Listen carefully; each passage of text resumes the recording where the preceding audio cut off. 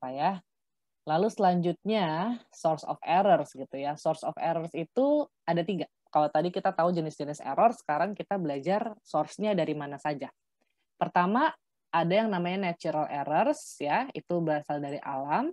Itu kita tidak bisa menghindari secara kayak ya kalau misalnya anginnya kencang kita mau ngapain lagi, tapi yang kita bisa hindari adalah oke, kalau anginnya kencang kita perlu ngukur tuh di angin yang seperti apa sih, lalu cukup nggak berapa hari kita ngukur gitu ya. Jadi kita benar-benar tidak bisa menghindari anginnya, tapi kita bisa menghindari kerugian dari pengurangan masa pengukuran gara-gara si angin kenceng gitu lah kira-kira. Lalu instrumental error gitu ya. Itu seperti tadi sudah saya bilang mirip banget sama systematic error gitu ya. Jadi ya alatnya yang rusak gitu. Apakah alatnya udah tua gitu kan harus dikalibrasi ulang gitu misalnya, atau alatnya itu ya kalau udah jelek banget ya memang harus dijual, harus tidak bisa dipakai lagi, harus dipretelin mungkin gitu ya. Dan yang terakhir ya kesalahan yang bersifat dari manusia seperti yang tadi gitu ya. Biasanya kesalahan manusia ini masalahnya ya yang blunder-blunder gitu ya, yang nggak bisa dikira-kira, padahal bisa dihindari. Jadi ya seperti yang tadi aku bilang gitu ya, alam itu tuh dari variasi angin, suhu, kelembapan, tekanan atmosfer gitu. Kadang-kadang tuh kayak misalnya kita ngukur panas banget, kalian bisa kebayang nggak, pernah nggak ngalamin siang-siang tuh sepanas itu, terus ada area yang kayak, kok buyar gitu ya, kayak blur-blur gitu, jadi kayak goyang gitu kan.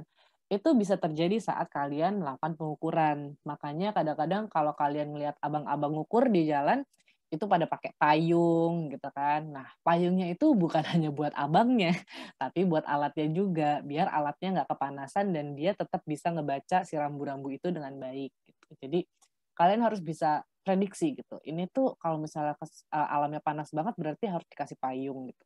Kalau misal hujan gitu, ya hujan kamu sayang sama alatnya nggak? Alatnya harganya satunya 100 juta gitu misalnya.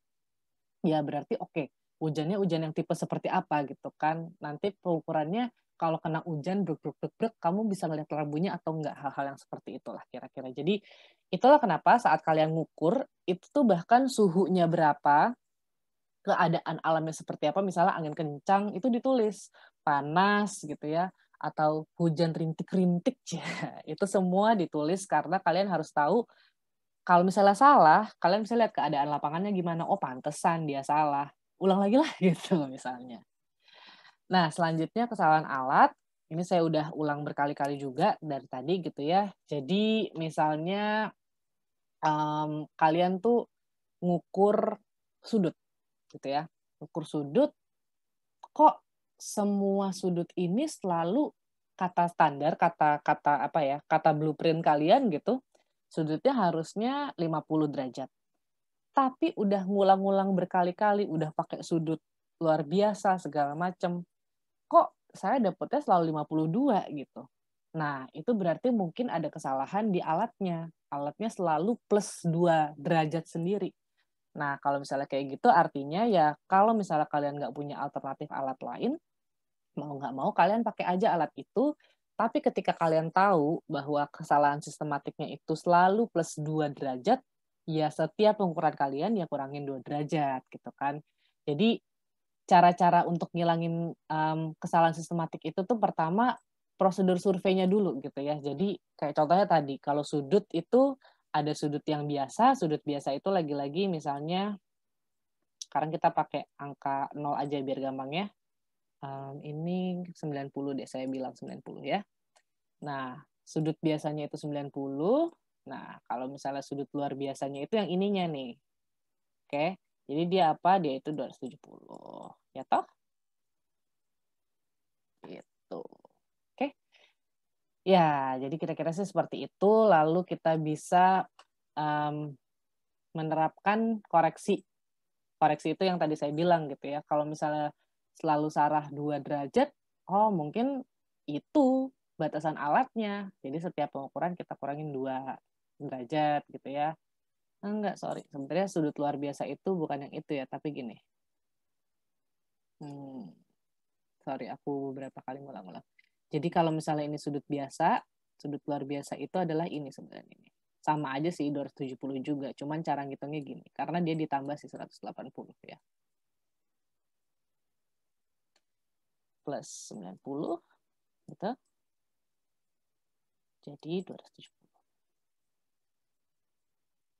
Karena kebetulan dia 90. Jadi kalau misalnya kita pakai pagi yang agak kecil 30, jadi sudut luar biasanya itu adalah ini ya.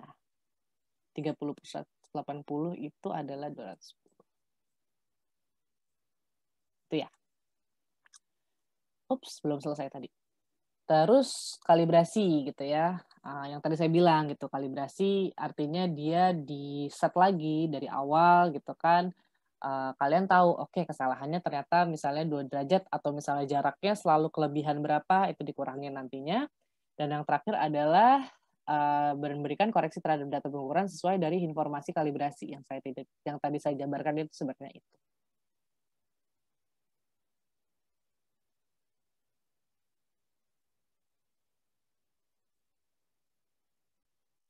Ya, selanjutnya source of errors in making observation gitu ya. Jadi kalau misalnya kalian melakukan observasi, oh bukan. Oke. Ya, selanjutnya kesalahan yang terakhir itu adalah ya dari manusia gitu ya, faktor kinerja gitu misalnya. Contohnya kita kayak ngelihatnya itu salah atau rambunya itu nggak tegak. Bayangin kalau misalnya rambunya nggak tegak, artinya kan ya tingginya aja tuh yang kalian ukur udah salah, jaraknya udah pasti salah gitu ya. Terus teodolit yang atau si ITS ini misalnya dia itu tidak center. Center itu apa? Center itu dia tidak level terhadap um, terhadap ground gitu ya. Jadi tidak center itu dia misalnya miring gitu kan, jelas banget nanti salah gitu kan. Jadi jangan sampai hal-hal itu terjadi karena kesalahannya langsung blunder gitu, tidak sistematik, tidak semudah itu diperbaiki. Ujung-ujungnya ukurannya hanya dibuang gitu.